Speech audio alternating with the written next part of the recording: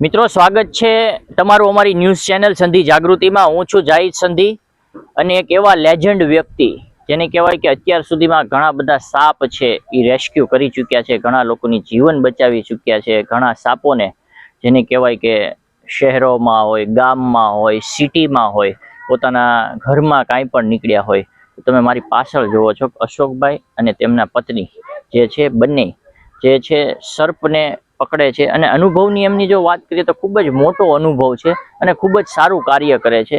પર્યાવરણને બચાવવાનું કામ કરે છે, સાપને બચાવવાનું કામ કરે છે અને લોકોને બચાવવાનું કામ કરે છે। તો આપણે થોડી ઘણી એની સાથે માહિતી લઈશું। અશોકભાઈ, સ્વાગત છે અમારી ન્યૂઝ ચેનલ સંધિ જાગૃતિમાં આપનું। નમસ્કાર। હવે આપણે જ્યારે વાત કરીએ કે તમને જાહેર જીવનમાં આવો વિચાર ક્યાંથી આવ્યો કે મારે આવું કાર્ય કરવું છે? હું 14-15 વર્ષનો હતો, 9મું ધોરણમાં ભણતો ત્યારે અહીંયા અરુણભાઈ દેવાણીનો એક સ્નેક શો આવ્યો ગાર્ડનમાં। ત્યારે મારા પિતાજી સાથે હાથલારીના ધક્કો મારવા હું ગયેલો ને મેં એમાંથી જોયું। એ વખતમાં સાહેબ અમારા પાડોશની અંદર 8 થી 9 જણને સાપ કરડેલો અને જે મારી ઉંમરના હોય અત્યારે હોય ને તો એવા લોકો મૃત્યુને ભેટ્યા। ત્યારથી મને એમ થયું કે આવું હું કંઈક કરું। એ સમયમાં મોબાઈલ યુગ નહોતો, ટીવી યુગ નહોતો, ફક્ત ને ફક્ત સમાચારની દુનિયા હતી। લોકો પેપરમાં વાંચતા સમાચાર અને મીડિયા છાપાના, હા, પ્રિન્ટ મીડિયાનો જમાનો હતો। એ વખતમાં મેં માધવપુર ઘેડ જઈ અને સાપ પકડવાનું શીખ્યો। પછી મારા એરિયામાં આવી અને મેં જનજાગૃતિ શરૂ કરી, સરપ બચાવ જાગૃતિ અભિયાન શરૂ કર્યું। લોકોને સાપ કરડે તો શું કરવું, તમારા ઘરે સાપ નીકળે તો અમારો કોન્ટેક્ટ કરવો, અને અહીંના સ્થાનિક મીડિયાએ ખૂબ સપોર્ટ કરેલો મને। અશોકભાઈ, અનુભવની વાત કરીએ તો તમને કેટલા વર્ષ થઈ ગયા હશે? મારે આ ક્ષેત્રમાં કાર્યરત 36 વર્ષ થઈ ચૂક્યા છે। હવે જ્યારે તમે આવું કાર્ય કરો છો સર્પ પકડવાનું, જેને લોકો સર્પ ગમે ત્યાં નીકળ્યો હોય તોય ડરી જાય છે, તો ઘરેથી કે કુટુંબીજનો, મમ્મી પપ્પા એનું કેવું વર્તણૂક રહે છે? જો આમ જોઈએ ને મારી દ્રષ્ટિએ તો સાપ છે ને સાહેબ, એ પ્રકૃતિનો હીરો છે। માણસે એને વિલન બનાવ્યો। આજે દરેક ગામડા હરણફાળ ફરી રહ્યા છે, કોકરેટીનો જંગલ, કંપનીઓ, દરિયા કિનારે પેશકદમી, તો આ મૂંગા જીવ બિચારા ક્યાં જાય? તો હવે એને રહેવા માટે તકલીફ થવા મળી છે અને લોકોના ઘરમાં હવે ઘૂસવાનું શરૂ થઈ ગયું છે। માણસ અને સાપ વિશે એક ગેંગવોર જેવું લાગે છે મને। હવે જ્યારે વાત કરીએ કે અત્યાર સુધીમાં કેટલા સાપોને તમે બચાવીને એના જે સ્થળ છે ત્યાં મૂક્યા હશે? હા, હજારો સાપના રેસ્ક્યુ કરી અને એના મૂળ વતન પ્રકૃતિમાં રિલીઝ કરેલા છે સાહેબ। અને હવે જ્યારે વાત કરીએ, તમને હજારો લોકો ગુજરાતના જોવે છે, તો સાપથી બીવાની જરૂર છે? સાપ કદાચ કોઈને કરડ્યો હોય તો સૌ પ્રથમ શું કરવું, કઈ રીતે એમાં પગલાં લેવા જોઈએ? અશોકભાઈ, તમારો મારી દ્રષ્ટિએ જેને કરવું જોઈએ વાલ, એને લોકોએ કર્યો બેહાલ, એવો એ સાપ છે। સાપ નીકળે તો લોકો દંડા લઈને મારે, અને આમ નાગ મંદિરે જઈ, શિવ મંદિરે જઈ અને સાપને દૂધ ચડાવતા જોયા। પોતાના ઘરે નીકળે તો દંડા લઈને મારતા હોય છે। એ ખરેખર પ્રકૃતિનો હીરો છે। એક ઉંદરની જોડી વર્ષમાં કેટલા ઉંદરડા પેદા કરે, ત્યારે આ સાપ છે એ એનો નાશ કરી અને પ્રકૃતિને ભયમુક્ત કરે છે। અશોકભાઈ, સાપની વાત કરીએ તો બધાય સાપ ઝેરી હોય છે કે શું હોય? ગુજરાતમાં ફક્ત 4 જાતના ઝેરી સાપો જોવા મળે છે: કોબરા, ક્રેટ, રસલ્સ વાઇપર અને સસ્કિલ વાઇપર। આંગળીના વેઢે ગણાય એટલા સાપો ઝેરી હોય છે। બાકીના બધા સાપો બિનઝેરી હોય છે કે જેના કરડવાથી કઈ થતું જ નથી। અને અશોકભાઈ, આપણે જ્યારે બીજી વાત કરીએ કે ઘણી જગ્યાએ અત્યારે સાપ ઉતારવાનું છે, એમાં લોકો એનો સમય બરબાદ કરી નાખે છે। ઘણી જગ્યાએ એવા જે દૂરના વાડી વિસ્તારો હોય છે, એવા વિસ્તારો હોય છે જ્યાંથી જે ચિકિત્સાલય હોય છે, દવાખાના હોય છે, એ ખૂબ જ દૂર હોય છે અને લોકો જ્યારે શ્રદ્ધા અને અંધશ્રદ્ધાની ને જ્યારે વાત આવે છે ત્યારે જતા હોય છે ને પછી જ્યારે પોતાના પ્રિયજનો હોય છે એને ગુમાવે છે। તો આ લોકોને શું પગલાં ને તમારી રાય છે? કેમ કે તમારે તો એટલા બધા વર્ષ થઈ ગયા છે। સાપ કરડ્યો હોય તો ખરેખર હોસ્પિટલે જવું જોઈએ। આંગળીના ભાગે કરડ્યો હોય તો આગળ એક દોરી બાંધી દેવું જોઈએ, પેશન્ટને ઉસકી અથવા કેચરમાં નાખી અને 108 ને બોલાવીને હોસ્પિટલે જવું જોઈએ। જોકે બધા સાપો ઝેરી નથી હોતા, મોટા ભાગના સાપો। અશોકભાઈ, આ તમે જે આખું કાર્ય કરો છો, આખો દિવસ આ સર્પ પકડવાનું જ કાર્ય કરો કે બીજું કઈ કરો છો? બસ આના સિવાય છે મારે 1-2 ધંધા। ગેરેજ છે 2 વ્હીલરનું, બાકીના કોલ આવે તો આ રેસ્ક્યુ કરી રાજુલા, જાફરાબાદ અને ખાંભા 3 તાલુકામાં. અને મારો પરિવાર, મારા વાઈફ આમાં મને બધા મદદરૂપ થાય છે, મારો મોટો દીકરો. અને હવે જ્યારે આપણે વાત કરીએ કે સૌરાષ્ટ્ર અને કાઠિયાવાડમાં જો ઝેરીમાં ઝેરી કોઈ સાપ હોય અને જેને ડસવાથી લોકોનું સ્પીડમાં જો મૃત્યુ થતી હોય તો એ સાપ કયો છે? ક્રેડ સાપ, કાળોતરના નામેથી ઓળખવામાં આવતો સાપ. માણસને 15 મિનિટમાં બ્રાહ્મીસિનો શરૂ થઈ જાય, ઘણીવાર કોમામાં વયો જાય માણસ. જોકે એ નીચાજર સાપ છે, રાત્રિના સમયે નીકળવાનું પસંદ કરતો હોય છે. તો દિવસે લોકો બધા રજળપાટ કરતા હોય તો એ સ્નેક બેટ બનવું મુશ્કેલ નથી.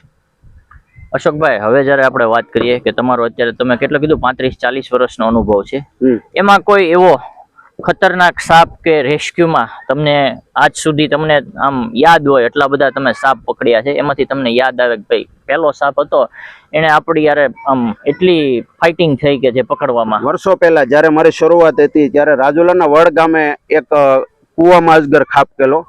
સ્થાનિક વન વિભાગ અને અમારી ટીમ ત્યાં પહોંચી અને કાઢવામાં 2 કલાક થઈ. અને એટલો ઊંડો કૂવો, મારી ઉંમર નાની અને પગમાં હારા સ્લીપરે નહોતા પહેરેલા. એ વખતમાં અમે રેસ્ક્યુ કર્યું, પરસેવો લાવી દીધો. અને એ વખતમાં ત્યાંના સ્થાનિક રોયલ દરબાર ભીમબાપુ બોરેસાએ મને રોકડ પુરસ્કાર વાહો થાબડેલો, જે અહીંના પ્રેસ મીડિયાએ એની ખૂબ નોંધ લીધેલી એ વખતમાં. હવે તમને અત્યારે હજારો લોકો જે જોઈ રહ્યા છે, શું કહેવા માંગશો લોકોને સર્પ વિશે? સર્પ એનો દોસ્ત છે કે દુશ્મન છે? નીકળે તો એને મારવો નહીં પ્લીઝ. યા તો તમારે એને જાતો અહીંયા જવા દેવો, અથવા તમે એનાથી દૂર ચાલ્યા જાઓ તો એ એની મેળે વયો જવાનો છે. એ માણસને નુકસાન કરવા આવવાનો નથી. પણ આજે એના રહેણાંક ઓછા થઈ ગયા એટલે શું કરે બિચારો. તો મિત્રો, આ હતા અશોકભાઈ. હવે એમના પત્ની, બંને દંપતીઓ છે, આ જે સર્પ પકડવાનું કામ કરે છે અને લોકહિત માટેનું જ્યારે સર્પની વાત કરવામાં આવે ત્યારે કંઈક ને કંઈક લોકોના મનમાં એક ભય ઉત્પન્ન થતો હોય છે, એક ડર ઉત્પન્ન થતો હોય છે. ત્યારે અશોકભાઈના જે વાઈફ છે, એમના જે પત્ની છે, એ પણ આ કાર્ય કરે છે. બેન, આપનું નામ શું? ભાવનાબેન. હવે તમે કેટલા સમય પહેલા તમે કેમ આવું વિચાર્યું કે મારે આવું સર્પ પકડવાનું? મહિલાઓ છે ખાસ કરીને ઘરમાં સામાન્ય ઉંદર નીકળતો હોય છે તોય બીતી હોય છે, પણ તમે જે આવું કાર્યમાં જોડાણા, શું કહેશો? 10-15 વર્ષથી જોડાણા છું. 10-15 વર્ષથી જોડાયેલા છો તમે તે, અને અત્યાર સુધીમાં તમે કેટલા સ્નેક છે એ? હજારોથી વધુ. તમે હજારોથી વધુ પકડ્યા છે.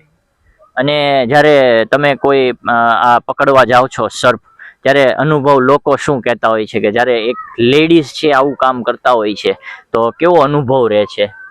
કોઈ સારી રીતે જોવે, કોઈ નોય જોવે કે આ આવું કામ કરે, એમ કોઈ નોય સારું જોઈએ કે ને, તો કોઈ આમ વાત કરે એવું હોય.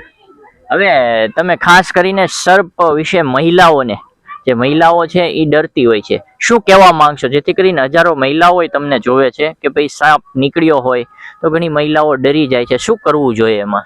બસ એનો જીવ બચાવવો જોઈએ સાપનો. કોઈ ડરવાની જરૂર નથી. અમુક ઝેરી હોય, બિનઝેરી હોય, તો કોઈ પણ સંજોગે એને બચાવવો જોઈએ.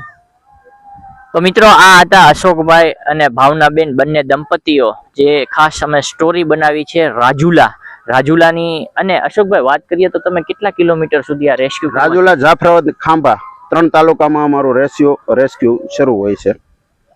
અને 35 થી 40 વર્ષથી, જેને કે 36 વર્ષનો એમનો અનુભવ છે. સારા નર્સે કીધું કે મને એક અનુભવ એવો પણ થયેલો છે કે જે અજગર હતો કુવામાંથી, એમ કાઢવામાં એટલી બધી પ્રોબ્લેમ થઈ હતી. તો ખાસ કરીને આવા જે રિયલ હીરો છે, જે આ દંપતી છે, ખૂબ સરસ કરે. તમે કોઈ આમાં આ કાર્ય કરો એમાં કઈ પૈસા કઈ લ્યો? નહીં, કોઈ લોકો આપે, કોઈ ન આપે, કોઈ આશીર્વાદ આપે, પણ પૈસા કરતા આશીર્વાદ મોટા છે સાહેબ. કે આજે બાબાની દરગાહે તમારા જેવા પત્રકાર હારે મારી મુલાકાત થઈ અને મારી પ્રિય સંધિ ચેનલ છે, હું ઘણીવાર જોતો હોય. હમણાં હું ડુંગર ગયો તો ત્યાં બધે જોવાતી હતી. એક દરગાહના પગથિયા જ આ ચેનલ જોવાતી હતી. એટલે મિત્રો, કંઈક ને કંઈક આવા અશોકભાઈ જેવા જે લોકો છે, ધ રિયલ હીરો, અને ખાસ કરીને અમે આવી જ સ્ટોરી કરતા હોઈએ છીએ, જે પોતાની જાન ઉપર ખેલીને બીજાના જીવો પણ બચાવે છે. આજના ટાઈમમાં એક વ્યક્તિ માટે બીજા વ્યક્તિનો માટે ટાઈમ નથી હોતો, ત્યારે આ લોકો જે કહેવાય કે રાજુલા અને આજુબાજુમાં જેણે કીધું કે જાફરાબાદ ને બધી બાજુ જે છે કે એક કોલ ઉપર એ પહોંચી જતા હોય છે, અને જેને કહેવાય કે લોકો જે એક ઘરની અંદર સાપ હોય છે તો એ ઘરમાં ઈ જતા નથી, એ રૂમમાં નથી જતા, એ ઘરે છોડીને બધા બહાર બેઠા હોય છે. ત્યારે આવા લોકો જે છે અશોકભાઈ જેવા છે એ જઈને આવા લોકોને ભયમુક્ત કરે છે. તો ખાસ કરીને આવી અલગ અલગ પ્રકારની સ્ટોરીઓ જોવી હોય તો અમારી ચેનલને સબસ્ક્રાઇબ કરી દેજો, અને જો તમને અશોકભાઈની સ્ટોરીમાં મજા આવી હોય તો લાઈક, શેર અને સબસ્ક્રાઇબ કરવાનું ન ભૂલતા.